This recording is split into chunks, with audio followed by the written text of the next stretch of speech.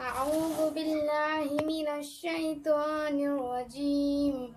بسم الله الرحمن الرحيم.